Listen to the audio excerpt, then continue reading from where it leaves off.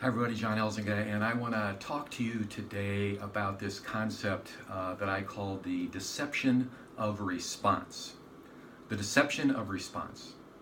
One big thing that keeps tripping us up in leading and managing people is this tendency that some of us have to yell at them if we want things to move forward. We feel that if we yell at them, we're going to get some action, and so we do. And there's a book called Set Up to Fail Syndrome where two guys, Barceau and Manzoni, state that 42% of office workers report working in office environments where yelling and verbal abuse happen frequently. That's in the office environment. Consider the hospitality industry, restaurants and hotels. Consider the retail business. Consider the factory floor or in construction. I would guess that 42% ramps up pretty high, maybe 50, maybe even 60%. Now, I don't believe for a minute that most managers or leaders wake up in the morning and think, I'm going to yell at my people today. I'm going to yell at my employees today. So why do we do it? Why do leaders and managers continue to yell? And here's the reason. Because in most cases, when you yell at somebody, you will get action. You will get a response, and a seemingly positive response. Whatever the issue is that's not happening, when you yell at them, they will put their head down, they will get to it, and they will get it accomplished. And so you think, well, that worked. We do what works. We do what seemingly works. Now, I want to add this. Yelling can take many forms. Yelling could be verbal, that's obvious, but it could also be in a written form. It could be an email or a tweet or a text to somebody. Some kind of a short, curt statement like, I need some action now, exclamation point.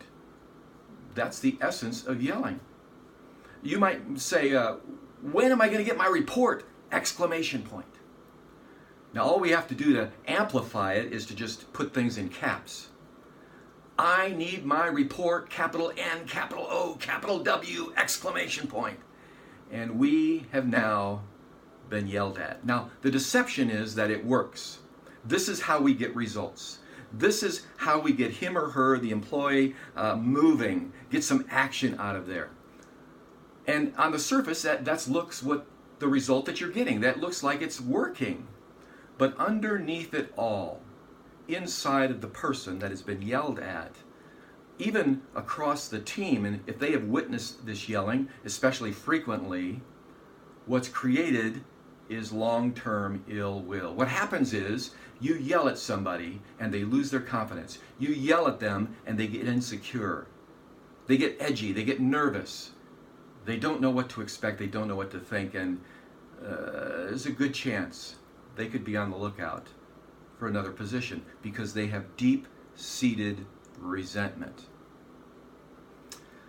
So how do we kill this? How do we crush the yeller inside of us? By the way, in the S Factor leadership, I assign names to these kind of behaviors. I call this Dave the Dumpster. So how do we crush Dave the Dumpster? I'm going to give you 3 ways. You have to do all 3. Number 1, there has to be a sense of awareness. We need to be self-aware people. We need to pay attention to the tonality of our voice, maybe the expressions on our face. Secondly, we need some form of accountability. I would recommend asking a colleague or maybe even if you're really bold, the entire team, hey, when I yell, call me on it, because I really don't want to do that. And thirdly, and this is the most important, see people with your heart before your head. You see, when you see people with your heart, all of a sudden we see what's going on in their life, what may have happened to them today on their way to work, what issues they're struggling with. And I guarantee you, when we see people with our heart, we lead from our heart. And when we lead from our heart, believe it or not, dramatic change for the good in them and in us happens. Believe it. God bless you.